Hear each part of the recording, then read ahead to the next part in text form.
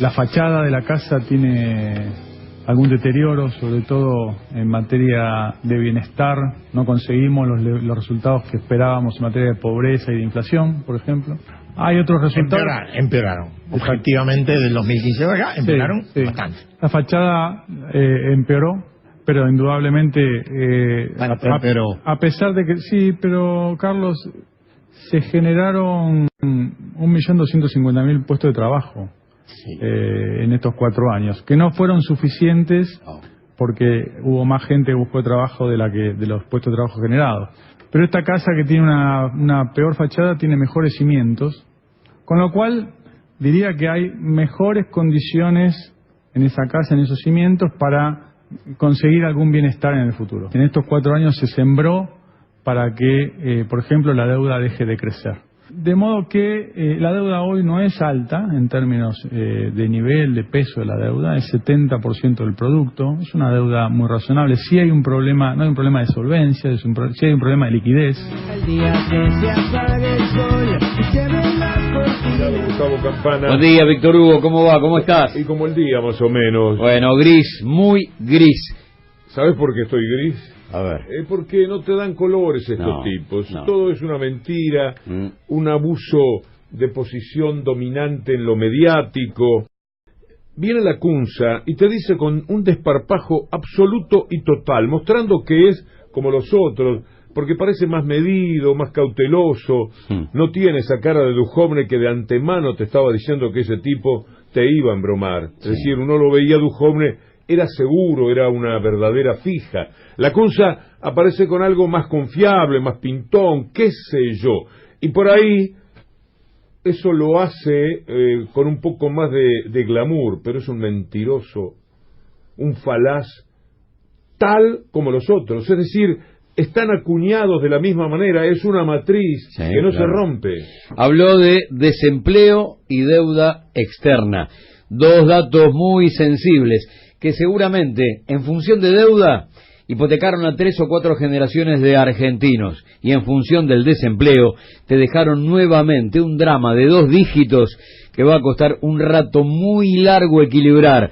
Mintió en desempleo, mintió en deuda, te está diciendo que ellos quebraron al país en 4 años. Nuestra guía Paula Orman me alcanza un poco de la letra de haciéndose pasar por luz, la vela puerca, el día que se apague el sol y cierren las cortinas, cuando el suelo que pisas se te mueva de verdad, cuando ya no planten más y nadie se haga cargo de los ríos y del mar, de la mugre del lugar, vas a poder pensar quién sos, qué hiciste, qué te hicieron y qué hacemos para arreglar lo que rompen los demás. Y yo te digo que no da, y yo te digo, y no te miento, y yo te digo que no da, tengo que aguantar ese momento. El día que se apague el sol y se ven las cortinas, cuando el suelo se pisa... ¿A vos te parece, Hernán Lacunza, que se generaron 1.250.000 puestos de trabajo en estos 4 años y agregás que no fueron suficientes porque hubo más gente que buscó trabajo de los puestos generados? Degenerado en la opinión, eso es lo que sos. Degenerás la verdad, la convertís en algo que estropea la vida, porque esto lo decís desde un inmenso poder con tituladores de los diarios que juegan totalmente a favor y que le mienten a la gente y que quieren convencernos de que el hambre que padecen millones no es una realidad y que la frustración del bolsillo y de los hábitos de vida, de la calidad de vida de los argentinos hasta el 2015 totalmente perdida, tampoco es verdad. 1.250.000 puestos de trabajo, monotributista hiciste, todo el que perdía su trabajo en la fábrica, en lo que llamamos el trabajo de calidad, el trabajo reconocido y relativamente bien pago, como el que sí se tenía en 2015, eso se convirtió en monotributo. Esta es la pura realidad de lo que deja en materia de trabajo el gobierno de Macri. ¿O por qué crees que con todo a favor, con el árbitro, con la cancha inclinada, con todo lo que tiene la derecha de este mundo tan pero tan infectado, igual pierden la elección por más de 8 puntos? ¿Por qué crees que eso sucede, Hernán Lacunza? Te deja el macrismo 2,5 millones de argentinos sin laburo, 10.6, un punto más que en 2018, pero todo esto, claro, según el INDEC, 35% de laburantes en negro. Eso es lo que te deja el gobierno de Mauricio Macri. Una verdad está en la tapa de Contraeditorial. Jorge Alemán toma la palabra, una entrevista exclusiva de Roberto Caballero y Gustavo Cirelli. El golpe de Bolivia demuestra que el neoliberalismo no respeta la democracia. Cristina dio una lección de imaginación política de gran alcance, fue un jaque mate. Alberto en cada intervención muestra el carácter democratizador que tiene. Durante años de mentira, Macri no pudo volverse jamás un presidente popular. Jorge Alemán, en la tapa de Contraeditorial, una revista que queremos muchísimo y que ha sido una fuente de recursos intelectuales muy importante también para nosotros y, por supuesto, para toda la audiencia. Lo que dice Contraeditorial, lo que dice Alemán en Contraeditorial sobre el neoliberalismo, me parece que ha tenido el rasgo más profundo a demostrar en la República Argentina. Habló de deuda externa, Lacunza. Habrá que recordarle que solamente durante octubre pasado se fugaron 4.125 millones de dólares. El acumulado en los primeros 10 meses del año, 26.789 millones, al borde del récord histórico que fue el año pasado. ¿Pero qué se piensa, Lacunza? ¿Qué piensa? ¿Que somos tan tontos? Mira la OCDE, que es la Organización de Cooperación y Desarrollo de las principales economías de Occidente, habla de la caída libre en el consumo y la inversión, que apenas se va a desacelerar en 2020. Un cuadro de derrumbe total de la economía macrista. Ajuste fiscal y reformas estructurales para salir de la crisis. Esto es lo que aconsejan ellos. Consideran inevitable ellos que ese tenga que ser el procedimiento de la Argentina, que tiene que profundizar el recorte del gasto público, avanzar con las transformaciones previstas, mantener altas tasas de interés y reestructurar la deuda. Mirá lo que te están diciendo. Ante el derrumbe macrista, un poco parece ser que te están indicando que hagas más de lo mismo. Los que terminaron con el Ministerio de Trabajo te dicen que crearon 1,5 millones de empleos. Te cuento que en 2019 cerraron más de 300 concesionarias de autos y hubo 6.000 despidos nada más que en este rubro. A la salida ayer de la Facultad de Derecho, un amigo, Raúl, si mal no recuerdo, que me reprochaba un poco que manda mensajes pero que van al equipo de producción. Mándenle a Stoppelman o a Gustavo Campana, porque no tenemos posibilidades de responderles cuando nos escriben directamente a la producción. Cuando les pedimos que manden algún dato, que normalmente no lo hacemos, ¿cómo se llama lo que tienen ustedes? En Facebook. El Facebook. A través del WhatsApp. Muy bien. Facebook, WhatsApp, pero de Stoppelman y Gustavo Campana. Y me decía, ¿cómo es eso que leyó el otro día? ¿De quién es? ¿De dónde lo sacó? Se llama Alan Beattie, con doble T, Beattie, ex economista del Banco de Inglaterra y hoy un editorialista del Financial Times, Raúl. Y dice, el problema de la Argentina no fueron los 70 años de peronismo, sino 120 años de oligarquía. Y entonces cuenta cómo se distribuyeron los campos aquí y cómo se lo hizo en Estados Unidos. Estaba muy impactado por eso. Bien, ¿cómo se hizo aquello? Lo contó en forma extraordinaria la dupla de Rafael Bielsa y Pedro Peretti. Ayer fui a la presentación del libro, nunca había visto nada igual. En presentaciones del libro, récord absoluto. La Facultad de Derecho repleta y con muchísima gente afuera, no lo podía creer. Yo fui, normalmente este tipo de convocatoria, 200 personas, tiras cohetes, porque qué sé yo, 6:30 de la tarde, había un calor que te tiraba para atrás. Bueno, fue una presentación muy aplaudida, estaba Graciela Peñafort también, y por supuesto ellos dos que fueron muy cálidos, con mucha gente, y me incluyo, de los que estábamos allí. Lo que cuentan en este libro, fundamentalmente, me lo leí todo, y es impactante, es el grito de Alcorta, pero con el pretexto del grito de Alcorta, lo que te están diciendo es que siempre fue igual. Un grupo de terratenientes que tienen todo el poder económico, que tienen los medios de comunicación a su disposición.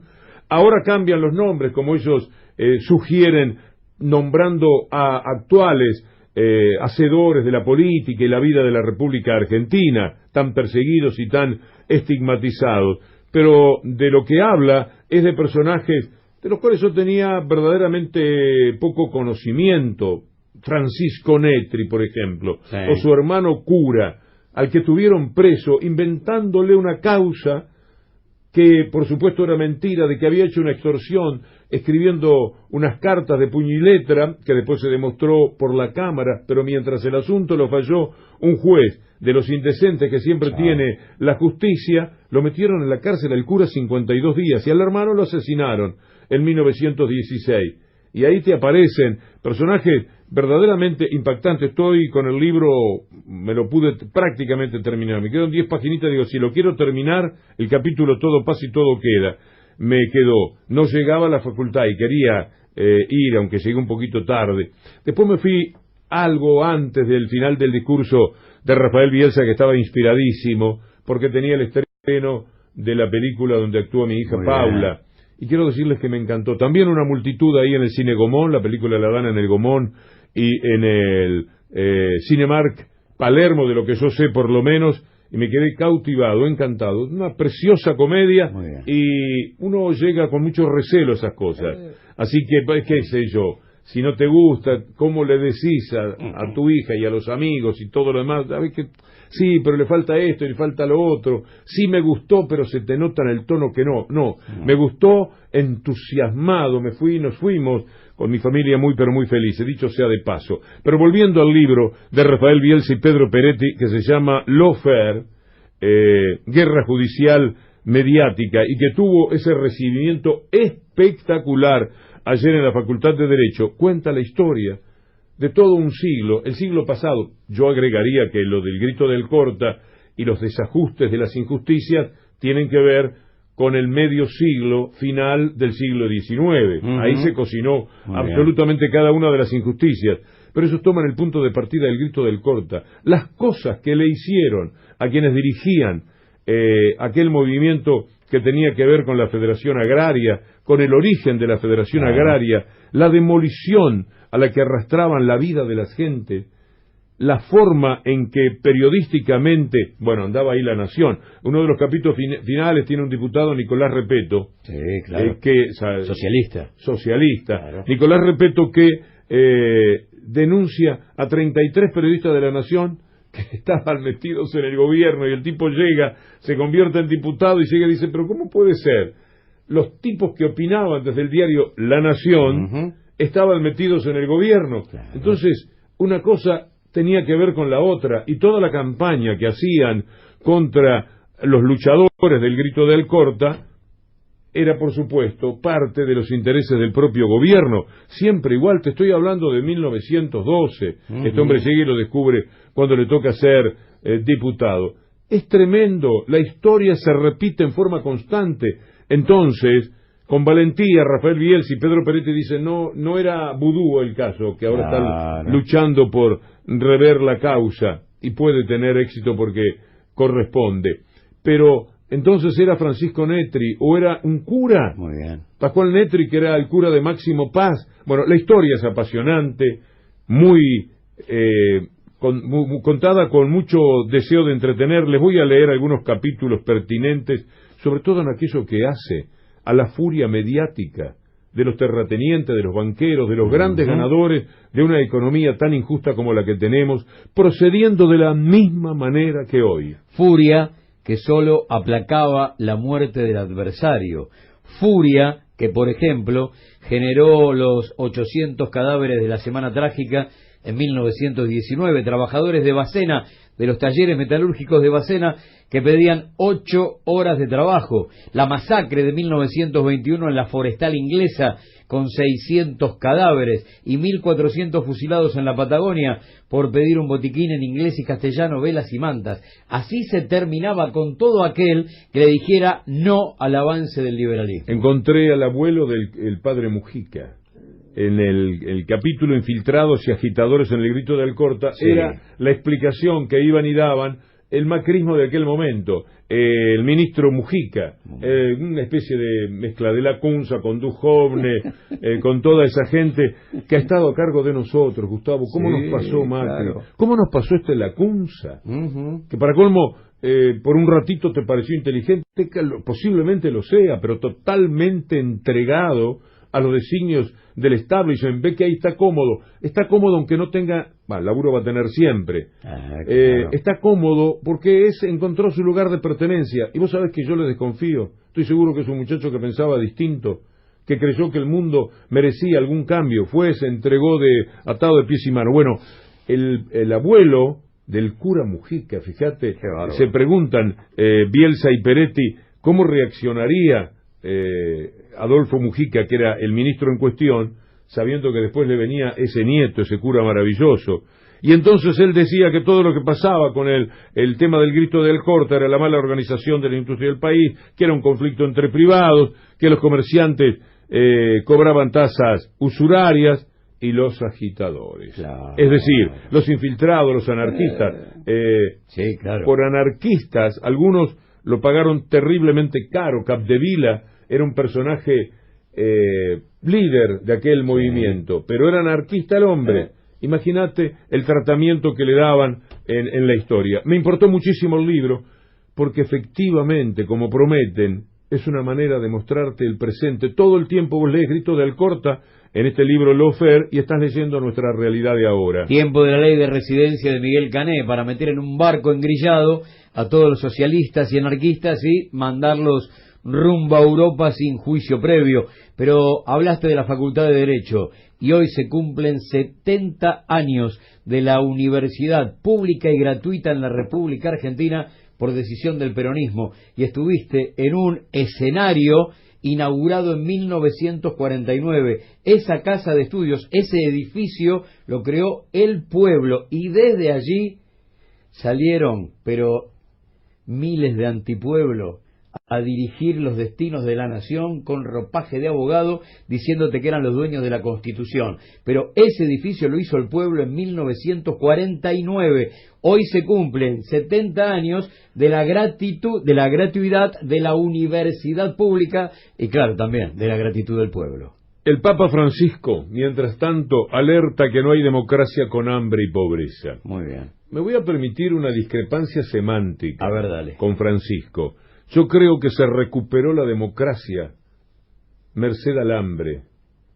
El hambre es lo que permite que la democracia saque a este mamarracho que se nos vino encima hace 4 años. Si no hubiera este hambre, lamentablemente, muchas veces hablamos del pueblo muy elogiosamente. Está muy bien lo del pueblo, hay de todo. Pero también tengamos en cuenta eso, hay de todo. Porque al pueblo no le importaba, no le importó en 2017 todos los estropicios cometidos en contra de la República y de la democracia. Sí. Todo lo que hicieron con la justicia, empezando por lo que hicieron en los primeros días, que era designar 2 jueces de la Corte Suprema a dedo. Pero también en los primeros días, entre los maizales, Macri quitaba las retenciones y de esta manera le estaba sacando el pan de la boca a todos los que por vía de las retenciones tenían una contención en ese estado de bienestar que se generó hasta el 2015. Entiendo lo que dice el Papa. ¿Para qué la democracia si tenés tanta hambre? Aquello que decía el doctor Alfonsín, con la democracia se come y se educa, es verdad, tiene que ser verdad. Pero estos tipos te lo impiden. Y ahora viene un tiempo atroz, Gustavo Campana. Van a hacer campañas atroces sobre este gobierno. Van a tratar de volver en 4 años porque ellos creen que quedaron ahí, que el 40% los ayuda. Yo no les temo tanto el 40%. Cuando ganó Kirchner, esto me lo reflexionaba muy bien un taxista el otro día, un hombre muy capaz, muy inteligente, y me dice, ¿usted se acuerda que Menem sacó el 24? Le digo, sí, casi el 25, sí. Y que López Murphy, que venía de aquello tremendo, había durado una semana en el gobierno, era una atrocidad, sacó el 17%. ¿Usted hace la suma? Macri está un punto abajo de la suma de Menem y López Murphy. Y es verdad, siempre anda dando vuelta ahí, un 30% de núcleo duro, quizás un 28%, y un 10 o 12% que en la opción se te vuelca para la derecha. Por eso es que hay que luchar, abrazo partido, con mucha convicción, con mucha tensión. Ya les robaron la democracia, ya les robaron la república, estos tipos que vinieron aparentemente encabezados por Macri, pero con todo el poder real atrás. Si estos 4 años se viene la dormidera y rápidamente la queja, que corresponderá cuando traicionen, pero no mientras quieran hacerlo mejor y no puedan, y no salga teniendo que enfrentar a tantos enemigos como es lo que hay. Esta es una niebla espesa, ¿viste cuando venís de 6 alguna mañana? Y hay una niebla dentro de la que vos más o menos podés transitar. Claro. Pero al fondo vos ves una pared gris oscura. Es la niebla que se espesa, esa es la deuda. Hacia ese lugar vamos, mirando aquello que tenemos más o menos, vemos la banquina de los que se cayeron allí, de los que se están muriendo de hambre. Vemos lo inmediato que son los pozos que tenés que sortear, y tiene que ver con las medidas que hay que tomar, le pese a quien le pese, para darle trabajo a la gente, etcétera. Pero inmediatamente levantás la vista desde el auto y lo que ves es una espesa niebla. Esa es la deuda que dejan estos tipos. Entonces, vuelvo a lo del Papa, no hay democracia con hambre y pobreza, tiene razón, pero increíble y dolorosamente, la democracia, el valor que tiene la democracia, se recupera para el pueblo por el hambre enorme que esta gente encabezada por Mauricio Macri le trajo al país. Votos y desocupados. Néstor asumió con un porcentaje de gente sin laburo mayor al de los votos obtenidos, 24 a 22. Un cuarto de la población argentina no tenía laburo y el 53% estaba por debajo de la línea de pobreza. El aparato productivo destrozado y la deuda externa era de 180.000 millones de dólares. 12 años después, la desocupación apenas superaba el 6%. Apenas superaba el 6%. Pero ¿qué pasó con los votos en algún momento? Del 22, ampliando derechos, industria nacional, paritarias fuertes, 54. Lo que quiere decir que vos, ampliando derechos, también ampliás la base de sustentabilidad del voto en las urnas, y eso es tu legitimidad. Pero si no lo cuidás, hay una nota hoy complicada de entender, después más adelante, porque quiero que me ayudes a pensar, incluso para leerla. Sí. Porque en síntesis dice que el gobierno de Evo Morales, que tanto hizo por Bolivia, no tuvo mecanismo de defensa, que el pueblo no debe estar tan vencido de antemano cualquier policía que se te da vuelta, o con el ejército.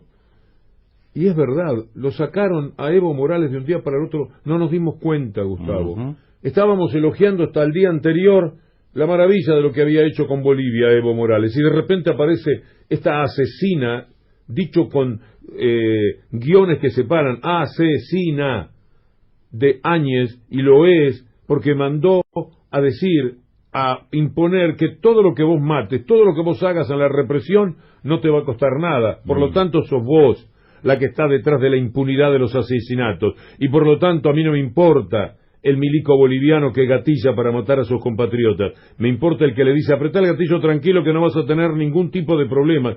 Y lo sacaron a Evo de un día para el otro. Yo me encontré a la salida de la Facultad de Derecho con el embajador de Bolivia, que estaba allí, había mucha gente importante, valiosa, y nosotros nos habíamos colado para aplaudir la presentación.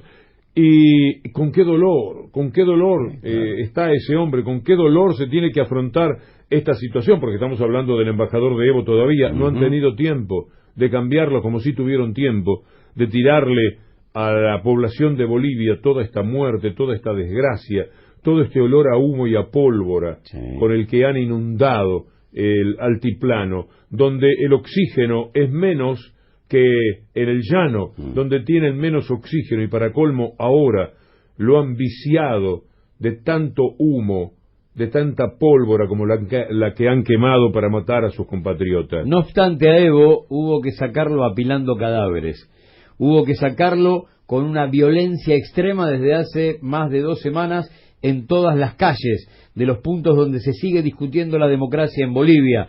Acordate, a Lugo le armaron un impeachment a las 10 de la mañana y a las 2 de la tarde ya no era más presidente. A Dilma fueron un poco más prolijos, más fuerza de Brasil, política y económica, y en, qué sé yo, en 10 días, sin que nadie ni siquiera grite en la calle, la sacaron después de haber ganado las elecciones hacía media hora. La única forma de sacarlo a Evo, es cierto, fue de la noche a la mañana, pero fue apilando cadáveres. Pero quédate tranquilo, Gustavo Campana, cerraron nada más que 2.300 restaurantes en lo que va del año en todo el país. De los 15.000 que hay en la ciudad de Buenos Aires, el 35% además está en conflicto por el pago atrasado a sus empleados, y algunos corren riesgo de no volver a abrir. Y mientras tanto, Macri invita por las redes sociales a una cosa muy divertida. Dice, este viernes, no tenemos la convocatoria de Macri diciendo este viernes los espero en Instagram, para que podamos tener una conversación entretenida, divertida y constructiva. ¿Qué tiene en la cabeza este hombre? Qué bárbaro. Bueno, él tiene en la cabeza que mucha gente tiene en la cabeza lo mismo que Macri. Mirgor, creada por Nicky Caputo y el presidente de la Nación, había echado a 195 trabajadores con causa porque habían reclamado un bono de fin de año.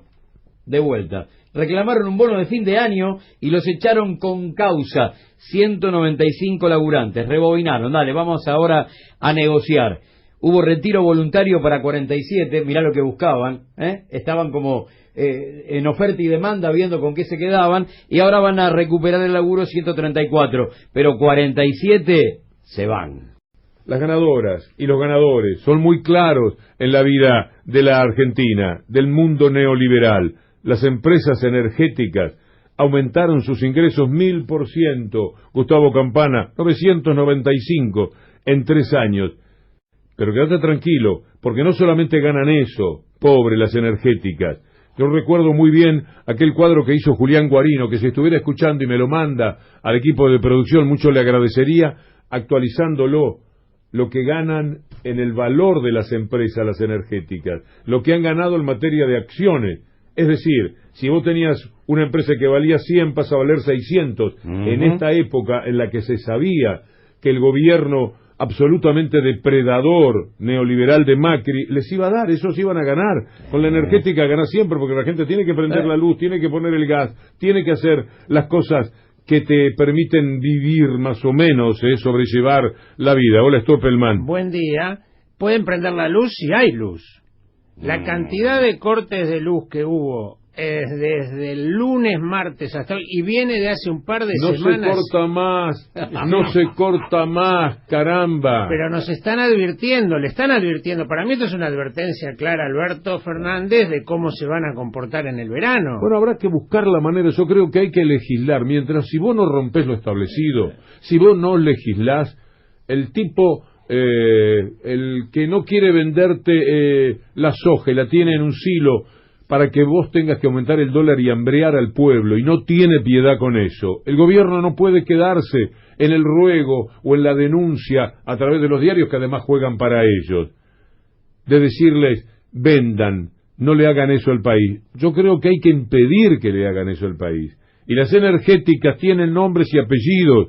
Habrá que ir por la gente que corresponda, buscar los elementos legales, por supuesto, y si no, generarlos. No puede ser que estemos en manos de estos tipos que ganaron el 1000% a través del hambre de la gente, porque la gente no pudo comprar alimentos para poder pagar las tarifas que a ellos les permiten ganar el 1000% en 3 años. Es un horror lo que nos hacen, lo que nos pasa, y lo hacen. Hay otros datos que tienen que ver con la desocupación en la República Argentina, y son muy preocupantes, extremadamente preocupantes.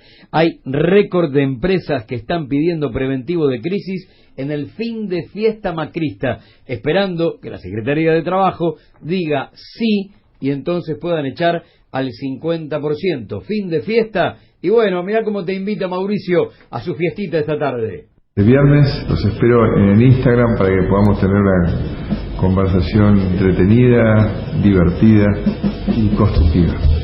Gracias. Sancor cierra su planta en Tucumán. Las empresas energéticas son las ganadoras. La mora bancaria de las empresas se aceleró. La industria advierte que está en rojo y que los posibles aumentos irán a precios. Alberto Fernández tendrá menos divisas por la venta de granos. Parece que se va a cosechar menos. En fin, todo eso, más la mentira, el lawfare de la injusticia en la República Argentina, el juicio de Oil, cuestionario Lai, documentos contradictorios y Cristina afuera. frustran el interrogatorio de la Fiscalía y la querella, cuenta Gabriel Morini hoy. Y bueno, lo vamos a tener a Gabriel, aunque sea por teléfono, para dar cuenta de estos temas. Nos hemos puesto en marcha, Gustavo. Contraeditorial en tapa, Jorge Alemán toma la palabra. El golpe en Bolivia demuestra que el neoliberalismo no respeta la democracia. Cristina dio una lección de imaginación política de gran alcance y fue jaque mate. Alberto en cada intervención muestra el carácter democratizador que tiene y durante años de mentira, Macri no pudo volverse jamás un presidente popular. Nota en contraeditorial a Jorge Alemán de Gustavo Cirelli. La mañana. Una señal.